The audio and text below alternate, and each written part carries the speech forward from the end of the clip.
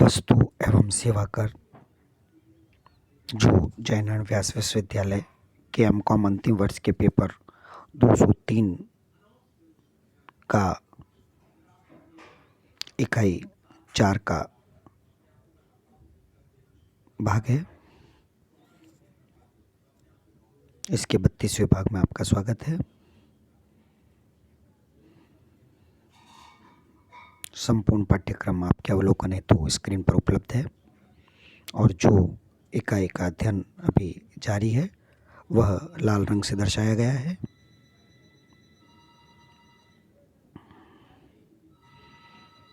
Filing of tax return, कर विवरणी की प्रस्तुति।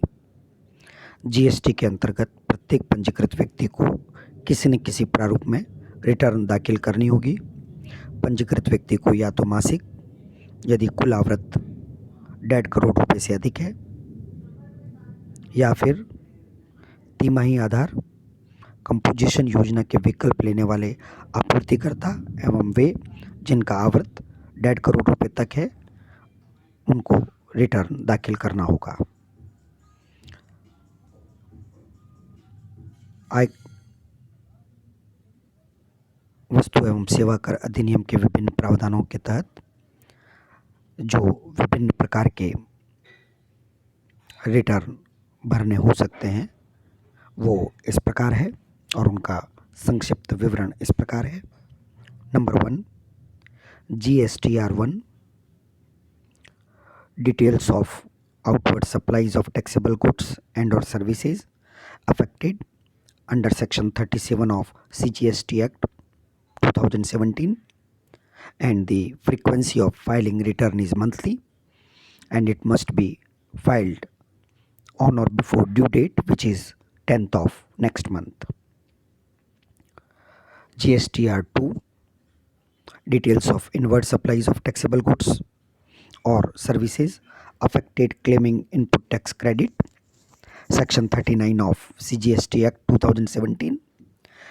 The frequency of filing this return is also monthly and the due date of furnishing the return is 15th of next month. GSTR3, monthly return on the basis of details of outward supplies and inward supplies along with the payment of amount of tax, section 39 subsection 1 of CGST Act 2017. The frequency of filing the return is monthly and the due date is 20th of next month. Along with this, GSTR 3B, simple return for July 2017 and March 2018.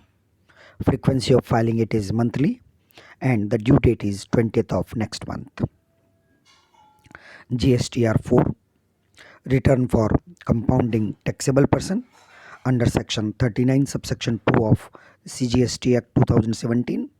The frequency of filing return is quarterly and the due date is 18th of the month succeeding the quarter.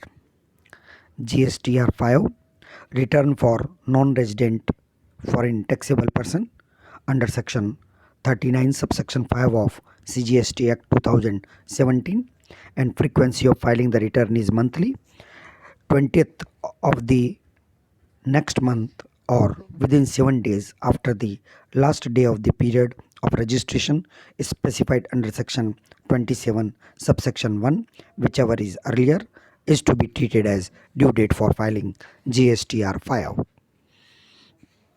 GSTR 6, return for input service distributor under section 39 subsection 4 of CGST Act 2017 and frequency of filing return is monthly and the due date is 13th of next month. GSTR 7, return for authorities deducting tax at source under section 39 subsection 3 of the CGST Act 2017. The frequency of filing return is monthly and the due date is 10th of the next month. GSTR 8, details of supplies affected through e-commerce operator and the amount of tax collected. Frequency of filing the return is monthly and the due date of filing the return is 10th of next month. GSTR 9 Annual Return, Section 44 of CGST Act 2017, and this is for registered persons other than an ISD, TDS, TCS taxpayers, casual taxable persons, and non-resident taxpayers. In this return, the taxable person needs to furnish details of expenditure and details of income for the entire financial year. This is to be filed with frequency of per year, that is annual, and the due date of filing this return is 31st December of the next financial year.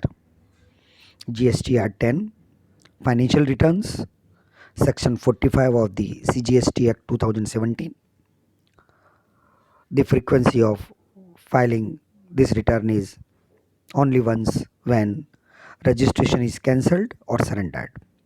This is to be filed within 3 months of the date of cancellation or date of cancellation order, whichever is later.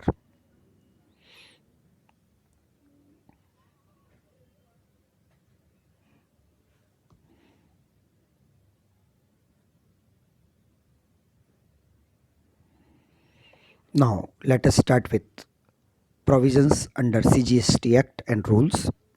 CGST अधिनियम एवं नियमों के प्रावधान। विवरणी से आशय इस अधिनियम या नियम के अधीन चाही गई या उल्लेखित विवरणी से है, जैसा कि धारा 2 उपधारा 97 में बताया गया है। अतः कर विवरणी को समझने के लिए इस संबंध में अधिनियम एवं नियमों में बनाए गए प्रावधानों को जानना आवश्यक है। सीजीएसटी अधिनियम के अध्याय 9 में धारा 37 से 48 तक विवरणी के प्रावधानों का उल्लेख है और इसके अतिरिक्त नियमों के अध्याय 8 में नियम 59 से 84 59 to 84 में भी विवरणी संबंधी नियम दिए गए हैं। इस प्रकार से इस संबंध में विस्तार से प्रावधान है। इन्हें निश्चित वर्गों में बांटना संभव नहीं है, परंतु अध्ययन की सरलता के लिए इन्हें हम निम्नलिखित 8 वर्गों में बांटकर सभी प्रावधानों का समग्र रूप से अध्ययन करेंगे। Number 1, returns related to outward supplies, जावक पूर्तियों का ब्यौरा। Number 2, returns related to inward supplies, आवक पूर्तियों का ब्यौरा। Number 3, other types of returns, अन्य विवरणियाँ। Number 4, reports related to I T C and output tax liability, input कर जमा एवं आउटपुट दायित्व संबंधी विवरणियाँ। Number 5, reports of reduction in output tax liability, उत्पादन कर दायित्व में कटौती का प्रतिवेदन। Number 6, reports related to e commerce संबंधी विवरणियाँ। Number 7, provisions related to GST practitioners, GST का प्रैक्टिस करने वाले पेशेवरों से संबंधित प्रावधान। Number 8, other provisions, interest, late fees and exemption from appearance, अन्य प्रावधान जो विलंब शुल्क, ब्याज एवं हाजिरी से और कर मुक्तियों से संबंधित हैं।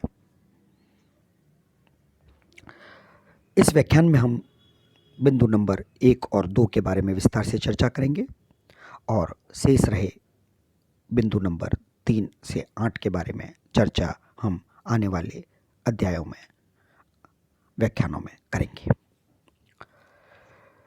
सबसे पहले हम कर विवरणी प्रस्तुत करने का महत्व समझ लेते हैं।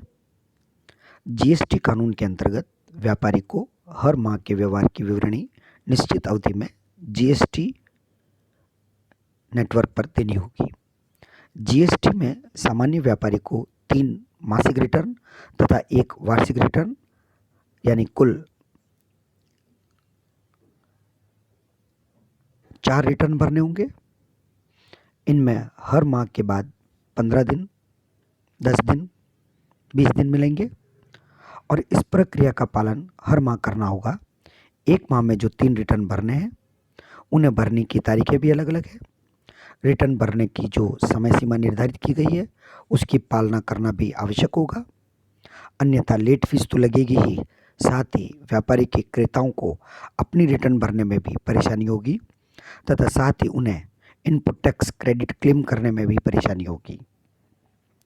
ये तीनों मासिक रिटर्न सरकार द्वारा विकसित जीएसटीएन नामक नेटवर्क पर भरनी होगी। सीजीएसटी एक्ट 2017 की धारा 149 में कानून की पालना के आधार पर व्यापारियों को रेटिंग देने का प्रावधान किया गया है। यदि व्यापारी अपनी जीएसटी की रिटर्न भरने में दोषी है तो व्यापारी की रेटिंग गिर जाएगी। जीएसटी पोर्टल पर प्रत्येक व्यापारी की रेटिंग प्रदर्शित की जाएगी। यदि व्यापारी की रेटिंग खराब होगी तो कोई भी व्यापारी खराब रेटिंग वाले व्यापारी के साथ किसी प्रकार का व्यापार या लेन देन नहीं करेगा, जिसका सीधा प्रभाव उसके कारोबार पर पड़ेगा। अतः सभी को अपनी विवरणी सही समय पर प्रस्तुत करनी चाहिए। इस विवरण के साथ ही हम यह समझ चुके हैं कि कुल जो 4 विवरणियाँ एक सामान्य व्यापारी को भरनी होती है, अगर हम पूरे वर्ष भर के दौरान काउंट करें, गणना करें तो समझ में आएगा कि प्रत्येक माह जो 3 विवरणियाँ भरी जाएगी उसके आधार पर 12 माह में 36 विवरणियाँ और 1 वार्षिक विवरणी यानी टोटल उसे 37 विवरणियाँ भरनी होगी। अब हम स्टार्ट करते हैं। बिंदु नंबर 1, returns related to outward supplies, जावक पूर्ति संबंधी विवरणियाँ। जावक पूर्ति की विवरणियों संबंधी प्रावधानों को धारा 37 एवं नियम 59 में समझाया गया है, जो इस प्रकार है। Number 1, furnishing details of outward supplies. जावक पूर्तियों की जानकारी देना। किसी इनपुट सेवा वितरक किसी अनिवासी कर योग्य व्यक्ति और धारा 10 या धारा 51 या धारा 52 के प्रावधानों के अनुसार कर के भुगतान करने वाले किसी व्यक्ति के अतिरिक्त प्रत्येक पंजीकृत व्यक्ति इलेक्ट्रॉनिक रूप में ऐसे प्रारूप में और रीति में जो निर्धारित की जाए, माल या सेवाओं या दोनों की गई जावक पूर्तियों के ब्यौरे देगा। ऐसे ब्यौरे कर अवधि के दौरान, उक्त कर अवधि के माह के अगले माह से 10वें दिन या उससे पूर्व देगा और ऐसे ब्यौरे उक्त पूर्तियों के प्राप्तकर्ता को ऐसी समयावधि के भीतर और ऐसी रीति में जो निर्धारित की जाएगी सूचित किए जाएंगे। परंतु पंजीकृत व्यक्ति को कर अवधि के अगले माह के 11वें दिन से 15वें दिन तक की अवधि के दौरान जावक पूर्तियों के ब्यौरे देने के लिए अनुमति प्रदान नहीं की जाएगी, परंतु यह और कि आयुक्त कारणों को लिखित में अभिलिखित करते हुए अधिसूचना द्वारा कर योग्य व्यक्ति जो उसमें विनिर्दिष्ट किया जाए कि ऐसे वर्ग के लिए ऐसे ब्यौरे देने के लिए समय सीमा को बढ़ा सकेगा। यदि राज्य कर आयुक्त या संघ राज्य का कर आयुक्त द्वारा अधिसूचित समय सीमा में कोई विस्तार किया जाता है तो यह आयुक्त द्वारा अधिसूचित किया हुआ समझा जाएगा। प्रत्येक पंजीकृत व्यक्ति जिसको धारा 38 उपधारा 3 के अधीन ब्यौरे या धारा 38 उपधारा 4 के अधीन इनपुट सेवा वितरक की आवक पूर्तियों से संबंधित ब्यौरे सूचित किए गए हैं, 17वें दिन या उससे पूर्व इस प्रकार सूचित विवरणी को स्वीकार या अस्वीकार करेगा, परंतु कर अवधि के अगले माह के 15वें दिन से पूर्व नहीं तथा उसके पश्चात उपधारा 1 के अधीन दिए गए ब्यौरे के अनुसार संशोधित करेगा। कोई पंजीकृत व्यक्ति जिसमें किसी कर अवधि के लिए उपधारा 1 के अधीन ब्यौरे दिए गए हैं और जो धारा 42 या धारा 43 के अधीन बेमिलान रह गए हैं, उनमें किसी त्रुटि या भूल का पता लगने पर ऐसी त्रुटि या भूल का ऐसी रीति से जो विहित की जाए सुधार करेगा तथा यदि ऐसी कर अवधि के लिए दी जाने वाली विवरणी में ऐसी त्रुटि या भूल के कारण कर का कम भुगतान हुआ है तो कर और ब्याज यदि कोई हो तो उसका भुगतान करेगा। परंतु उस वित्तीय वर्ष जिसमें ऐसी जानकारी संबंधित है के अंत के पश्चात सितंबर माह के लिए धारा 39 के अधीन विवरणी देने के पश्चात या संबंध वार्षिक विवरणी देते हुए जो भी पहले है उपधारा 1 के अधीन दिए गए विवरणों के संबंध में त्रुटि या भूल का कोई सुधार नहीं किया जा सकेगा। यह भी प्रावधान किया गया है कि धारा 37 उपधारा 1 में प्रस्तुत विवरण में हुई अशुद्धि या भूल का सुधार धारा 39 में सितंबर 2018 के लिए प्रस्तुत कर की रिपोर्ट के पश्चात भी किया जा सकता है। ऐसा सुधार मार्च 2019 या जनवरी 2019 से मार्च 2019 तक के धारा 37 उपधारा 1 के अनुसार प्रस्तुत करने वाले विवरण की अंतिम तिथि से पूर्व हो सकता है। इस प्रावधान के प्रयोजन के लिए जावक पूर्तियों की जानकारी पद के अंतर्गत किसी कर अवधि के दौरान की गई जावक पूर्तियों के संबंध में जारी बीजक, इनवॉइस, नामपत्र, डेबिट नोट तथा जमा पत्र, क्रेडिट नोट और संशोधित बीजक रिवाइज्ड इनवॉइस के ब्यौरे हैं। यह धारा 37 उपधारा 3 का प्रावधान है। पॉइंट नंबर 2,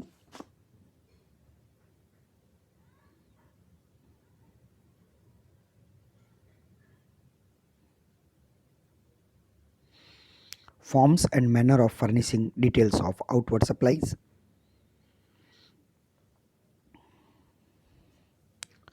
जावक पूर्तियों की जानकारी को प्रस्तुत करने का प्रारूप और रीति। एकीकृत माल और सेवा कर अधिनियम 2017 की धारा 14 में निर्दिष्ट व्यक्तियों से भिन्न प्रत्येक पंजीकृत व्यक्ति जिससे धारा 37 के अधीन वस्तुओं या सेवाओं की जावक पूर्तियों या दोनों के विवरण प्रस्तुत करना अपेक्षित है, वह ऐसे विवरणों को इलेक्ट्रॉनिकी रूप में या प्रारूप GSTR 1 में सामान्य पोर्टल पर इलेक्ट्रॉनिकी रूप में या सीधे या आयुक्त द्वारा अधिसूचित किसी सुविधा केंद्र के माध्यम से प्रस्तुत कर सकेगा। वस्तुओं या सेवाओं या दोनों की पूर्ति के प्रारूप GSTR 1 में प्रस्तुत विवरणों में जो सम्मिलित किए जाएंगे वो बिंदु इस प्रकार है। ए, बीजकवार विवरण जिसमें पंजीकृत व्यक्तियों को की गई अंतर्राज्य और अंतर्राज्य पूर्ति और गैर पंजीकृत व्यक्तियों को 2,50,000 रुपये से अधिक बीजक मूल्य के साथ की गई अंतर्राज्य पूर्ति। बी, एकीकृत विवरण जिसमें प्रत्येक कर दर के लिए गैर पंजीकृत व्यक्तियों को की गई अंतर्राज्य पूर्ति और गैर पंजीकृत व्यक्तियों को 2,50,000 के बीजक मूल्य तक के साथ की गई अंतर्राज्य पूर्ति। पूर्व में जारी बीजकों के लिए माह के दौरान जारी नाम और जमा पत्रों, डेबिट एंड क्रेडिट नोट्स और यदि कोई हो। बिंदु संख्या 3, पूर्तिकर्ता द्वारा प्रस्तुत जावक पूर्तिकर्ताओं के विवरणों को इलेक्ट्रॉनिकी रूप में संबंधित पंजीकृत व्यक्तियों अर्थात प्राप्तकर्ताओं को प्रारूप GSTR 2A के भाग A, प्रारूप GSTR 4A और प्रारूप GSTR 6A के माध्यम से सामान्य पोर्टल पर प्रारूप GSTR 1 फाइल करने के लिए देय तारीख के पश्चात उपलब्ध कराया जाएगा। बिंदु संख्या 4, प्राप्तकर्ता द्वारा उसके धारा 38 के अधीन प्रारूप GSTR 2 या धारा 39 के अधीन प्रारूप GSTR 4 या प्रारूप GSTR 6 में जोड़ी गई, सही की गई या भूल की गई आवक पूर्तियों के विवरणों का पूर्तिकर्ताओं को इलेक्ट्रॉनिकी रूप में प्रारूप GSTR 1A के माध्यम से सामान्य पोर्टल के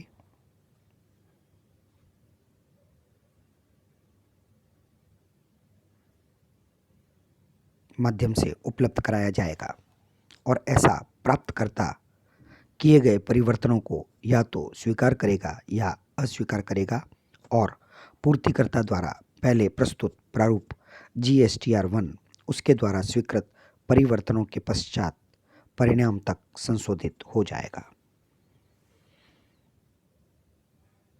बिंदु संख्या 2, return related to inward supplies, आवक पूर्तियों संबंधी विवरणियाँ। आवक पूर्तियों संबंधी विवरणी के प्रावधान प्रमुख रूप से धारा 38, नियम 60 एवं नियम 82 में दिए गए हैं, जिनका वर्णन इस प्रकार है।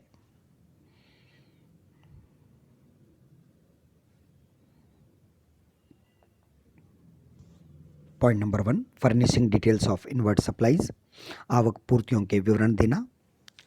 किसी इनपुट सेवा वितरक या किसी अनिवासी कर योग्य व्यक्ति या धारा 10, धारा 51 या धारा 52 के प्रावधानों के अधीन कर भुगतान करने वाले किसी व्यक्ति से अन्यथा प्रत्येक पंजीकृत व्यक्ति यदि अपेक्षित हो अपनी आवक पूर्तियों और जमा या नामपत्रों के विवरण तैयार करने के लिए धारा 37 उपधारा 1 के अधीन सूचित जावक पूर्तियों और जमा या नामपत्रों से संबंधित विवरण सत्यापित करेगा, मान्यता देगा, परिवर्तन करेगा या हटाएगा और उनमें ऐसी पूर्तियों जो धारा 37 उपधारा 1 के अधीन पूर्तिकर्ता द्वारा घोषित नहीं की गई है के संबंध में प्राप्त आवक पूर्तियों और जमा या नामपत्रों के विवरण सम्मिलित कर सकेगा। किसी इनपुट सेवा वितरक किसी अनिवासी कर योग्य व्यक्ति या धारा 10 या धारा 51 या धारा 52 के प्रावधानों के अधीन कर भुगतान करने वाले किसी व्यक्ति के अतिरिक्त प्रत्येक पंजीकृत व्यक्ति इलेक्ट्रॉनिक रूप से कर योग्य माल या सेवाओं या दोनों जिनके अंतर्गत माल या सेवाओं या दोनों की आवक पूर्तियां जिन पर इस अधिनियम के अधीन रिवर्स चार्ज पर कर देय है तथा एकीकृत माल और सेवा कर अधिनियम के अधीन वस्तु या सेवा या दोनों की आवक पूर्तियां या जिस पर सीमा शुल्क टैरिफ अधिनियम 1975 की धारा 3 के अधीन एकीकृत माल और सेवा कर देय है तथा कर अवधि के दौरान 10वें दिन के पश्चात परंतु कर अवधि के अगले माह के 15वें दिन या उससे पूर्व ऐसे प्रारूप और रीति में जो निर्धारित की जाए ऐसी पूर्तियों के संबंध में प्राप्त जमा या नामपत्रों के विवरण देगा, परंतु आयुक्त कारणों को लिखित में दर्ज करते हुए अधिनियम द्वारा कर योग्य व्यक्ति जो उसमें विनिर्दिष्ट स्पेसिफाइड किए जाएं कि ऐसे वर्ग के लिए ऐसे विवरण देने के लिए समय सीमा को बढ़ा सकेगा, परंतु राज्य कर आयुक्त या संघ राज्य क्षेत्र कर आयुक्त द्वारा अधिसूचित समय सीमा में किया गया कोई विस्तार आयुक्त द्वारा अधिसूचित किया गया विस्तार समझा जाएगा। नंबर 3, प्राप्तकर्ता द्वारा परिवर्तित की गई, हटाई गई या सम्मिलित की गई पूर्तियों के और उपधारा के अधीन दिए गए विवरण संबंधित पूर्तिकर्ता को ऐसी रीति में और ऐसी अवधि के भीतर जो निर्धारित की जाए सूचित किए जाएंगे। धारा 39 उपधारा 2 या धारा 39 उपधारा 4 के अधीन प्राप्तिकर्ता द्वारा दी गई विवरणी में परिवर्तित की गई या सम्मिलित की गई पूर्तियों के विवरण संबंधित पूर्तिकर्ता को ऐसी रीति में और ऐसी अवधि के भीतर जो निर्धारित की जाए सूचित किए जाएंगे।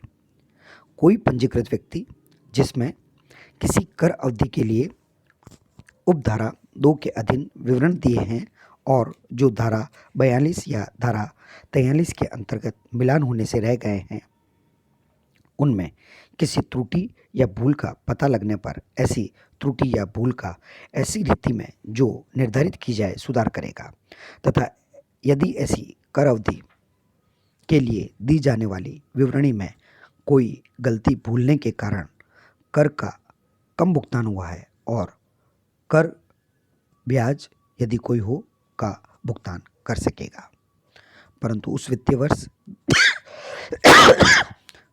जिसमें ऐसे विवरण संबंधित है के अंत के पश्चात सितंबर मास के लिए धारा 39 के अधीन विवरणी देने के पश्चात या उचित वार्षिक विवरणी देते हुए जो भी पहले है उपधारा 2 के अधीन दिए गए विवरण के संबंध में त्रुटि या भूल का कोई सुधार नहीं किया जाएगा।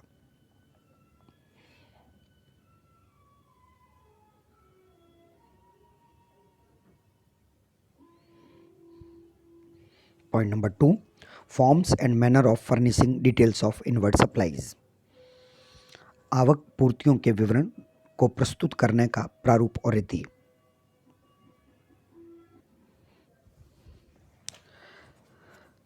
एकीकृत माल और सेवा कर अधिनियम 2017 की धारा 14 में निर्दिष्ट व्यक्ति से भिन्न प्रत्येक पंजीकृत व्यक्ति जिससे धारा 38 उपधारा 2 के अधीन किसी कर अवधि के दौरान प्राप्त वस्तुओं या सेवाओं की आवक के विवरण प्रस्तुत करना अपेक्षित है।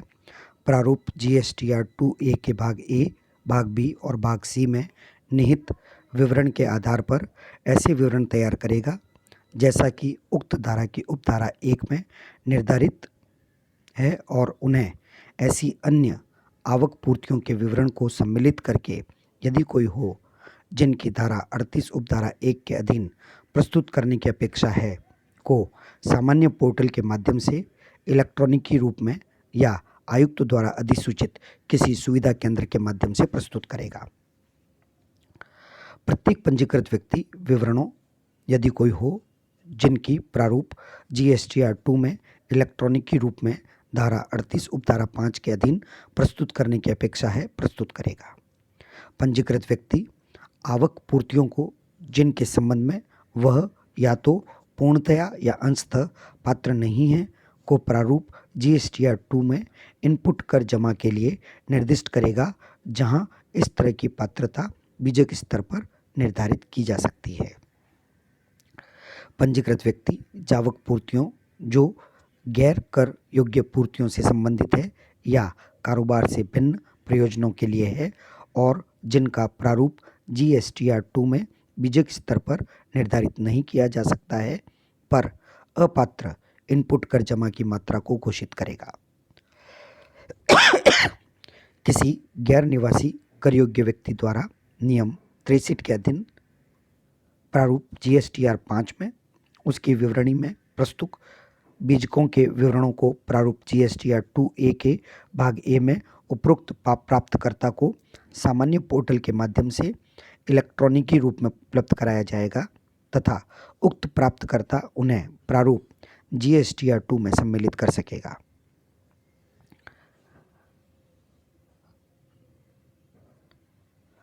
किसी इनपुट सेवा वितरक द्वारा नियम 66 के अधीन प्रारूप GSTR 6 में उसकी विवरणी में प्रस्तुत बीजकों के विवरणों को प्रारूप GSTR 2A के भाग बी में जमा के प्राप्तकर्ता को सामान्य पोर्टल के माध्यम से इलेक्ट्रॉनिकी रूप में उपलब्ध कराया जाएगा तथा उक्त प्राप्तकर्ता उन्हें प्रारूप GSTR 2 में सम्मिलित कर सकेगा। किसी स्रोत पर कटौतियों के लिए कटौतीकर्ता द्वारा धारा 39 उपधारा 3 के अधीन प्रारूप GSTR 7 में कटौती किए गए कर के विवरणों का प्रारूप GSTR 2 के भाग सी में जिसकी कटौती की गई है उसको सामान्य पोर्टल के माध्यम से इलेक्ट्रॉनिकी रूप में उपलब्ध कराया जाएगा तथा उक्त प्राप्तकर्ता उन्हें GSTR 2 में सम्मिलित कर सकेगा। किसी ई-कॉमर्स संचालक द्वारा धारा 52 के अधीन प्रारूप GSTR 8 में स्रोत पर संग्रहित कर के विवरणों को प्रारूप GSTR 2A के भाग सी में संबंधित व्यक्ति को सामान्य पोर्टल के माध्यम से इलेक्ट्रॉनिकी रूप में उपलब्ध कराया जाएगा तथा उक्त प्राप्तकर्ता उन्हें प्रारूप GSTR 2 में सम्मिलित कर सकेगा। प्रारूप GSTR 2 में प्रस्तुत वस्तुओं या दोनों की आवक प्राप्तियों के विवरणों में निम्नलिखित होगा। ए, पंजीकृत व्यक्तियों या पंजीकृत व्यक्तियों से प्राप्त अंतर्राज्य और अंतर्राज्य पूर्तियों के बीजकवार विवरण। बी, वस्तुओं और सेवाओं के लिए किए गए आयात। और सी, पूर्तिकर्ता से प्राप्त नाम और जमा पत्र यदि कोई हो। विशिष्ट पहचान संख्या रखने वाले व्यक्तियों के आवक पूर्तियों का विवरण।